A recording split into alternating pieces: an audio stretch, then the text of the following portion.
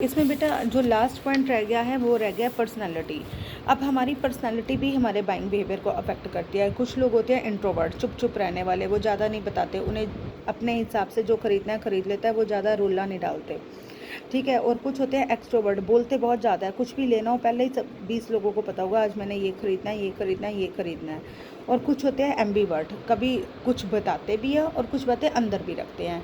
तो आपकी कैसी पर्सनैलिटी है उसके अकॉर्डिंग भी आपका बाइंग बिहेवियर अफेक्ट होता है। आप इंट्रोवर्ट हो, आप में गुस्सा ज़्यादा है, आप सेल्फ कॉन्फिडेंट हो, आप फ्रेंडली ज़्यादा हो, ये सारी पर्सनैलिटी की बातें होती हैं। और जो कुछ इंडिपेंडेंट लोग होते हैं, कुछ डिपेंडेंट होते हैं, कुछ सेल्फ कॉन्शियस होते हैं, कुछ सेल्फ कॉन्शियस नहीं होते हैं, तो अकॉर्डिंगली हमारा बाइंग बिहेवियर अफेक्ट होता है।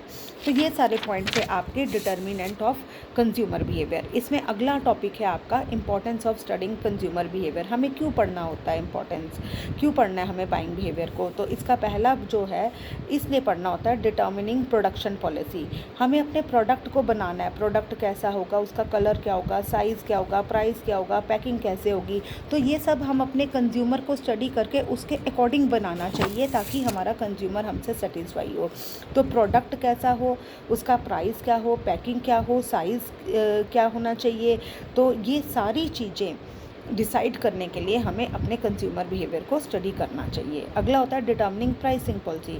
हमें अपने प्राइस को डिसाइड करना है कि हमने इनके लिए प्रोडक्ट बनाना है तो ऐसा प्राइस है, हमने अपने प्रोडक्ट का क्या प्राइस रखना है, उसके लिए भी हमें कंज्यूमर बिहेवियर को पढ़ने की ज़रूरत है, ठीक है। जैसे हीरे जवाहरात, बड़ी कार, बड़ा टेलीविज़न, ये ऐसे उत्पादक हैं जो स्टैंडर्ड ऑफ लिविंग शो करता है, ठीक है। तो इन्हें केवल वो वर्ग तय करता है जो अमीर होता है, काफ़ी अमीर होता है। तो ऐसे प्रोडक्ट का आपको हाई प्राइस रखना चाहिए, अदरवाइज़ वो स्टैंडर्ड शो नहीं करेंगे। अगर सब खरीद पाएंगे तो आपका वो प्रोडक्ट बिकेगा नहीं। और जो नमक, चीनी, आटा, तेल है वो निम्न वर्ग के लोगों ने खरीदना है, तो अकॉर्डिंगली आपको प्रोडक्ट का प्राइस कम रखना चाहिए। तो हमें प्रोडक्ट का प्राइस ऊंचा रखना है, कम रखना है, कितना रखना है, ये पता डिसाइड करने के लिए भी कंज्यूमर बिहेवियर पढ़ना पड़ता है।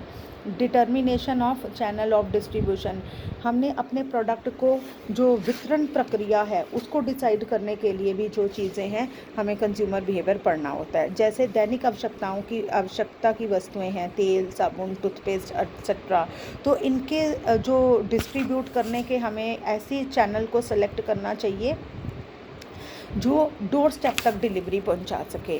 और AC, generator, car, TV, fridge, इनका ऐसा है जो आप बड़े बड़े शोरूम खोल दो, कम भी खोल दो, तो लोग दूर तक जाके भी ये प्रोडक्ट की रिसर्च करना चाहते हैं और ख़रीद लेते हैं।